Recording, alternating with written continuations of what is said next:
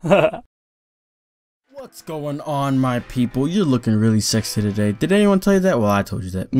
Now, I've had quite a few Dragon Quest videos in the past, week or two.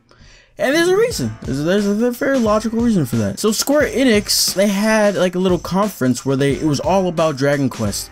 And I did mention this in one of the other videos, so I'm sorry if I keep repeating myself, but you know. And at this conference, they announced a lot of things. And one of those things is Dragon Quest Heroes 2. Now, Dragon Quest Heroes number 1 is already slated to come out into the US. I believe it's October 17th.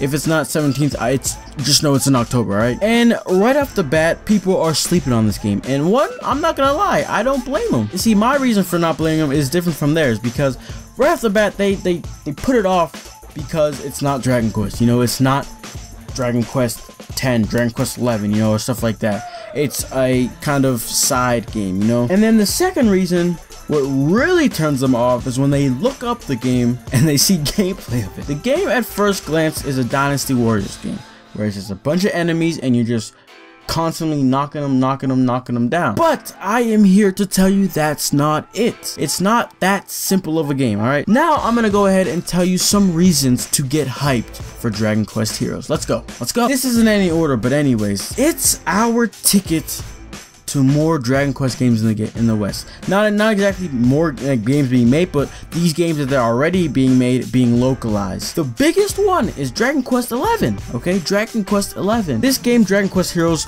holds our ability to get any other Dragon Quest games in the US. It's our one key, it's our one ticket. We don't have anything else. There's other games, but those don't count as much as this one. I'm being dead serious too. So that should be the biggest reason why you should at least give it a try. At least look up gameplay, at least figure out what's going on with it before you put it down.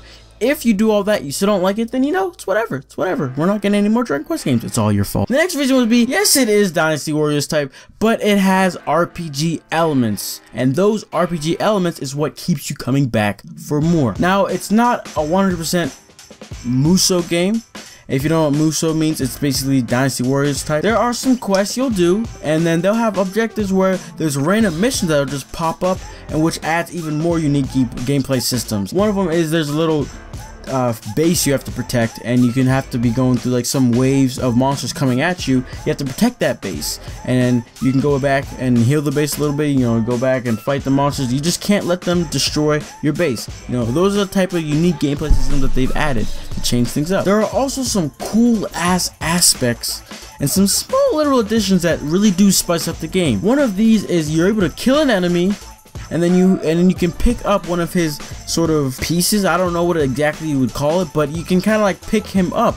And then what you can do is you can spawn him to help you in battle and in boss battles, and you know, way more stuff. Now there's about a couple new unique characters, and while you're playing, you're able to seamlessly switch around with the party members. So let's take that tower defense type of gameplay I talked about. So you're using the main character, you're fighting off the people in the base. All of a sudden you can see that there's a bunch of people coming from one side. So what you can do is you can switch your character, let the computer start fighting them, and then you know, you go over to the other character that's in a different spot of the map and start really hammering down on those monsters, because the bots won't exactly use sword skills not sword skills, but skills as much as you would as a human player. But you know, so you can go over there and deal with that big income of monsters coming at you, and you can switch back to the main and really mess up the people at the base, you know. So it really just adds some very cool tactility. I don't know if that's a word, but it helps you be able to properly deal with, you know, the varying type of monsters that are on the map. So if those small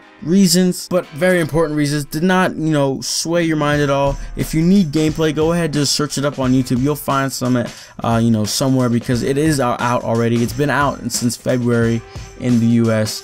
And also, as a little side note, this one doesn't have online, but Dragon Quest Heroes 2 has online. They're adding new characters, and they're gonna have a co-op mode. So you know, if this does well, there's no doubt in my mind that obviously Dragon Quest Heroes 2 would come in the US, because you know, the game just got announced. It's not as if it's done or anything. It just got announced in Japan. So you know, if this number 1 does good, right off the bat, it basically means a confirmed Dragon Quest Heroes 2, but then if it does, you know, also good, you know, then it also can keep in a possibility of the main Dragon Quest series of also coming to the US. So you should definitely give it a try to support it if you can, buy it, you know, show everybody, tell people that put it down this news, show them this video, leave a like, subscribe. Anyways, I'm gonna get up out of here before I get myself killed. Anyways, I'll see you guys next time. Peace.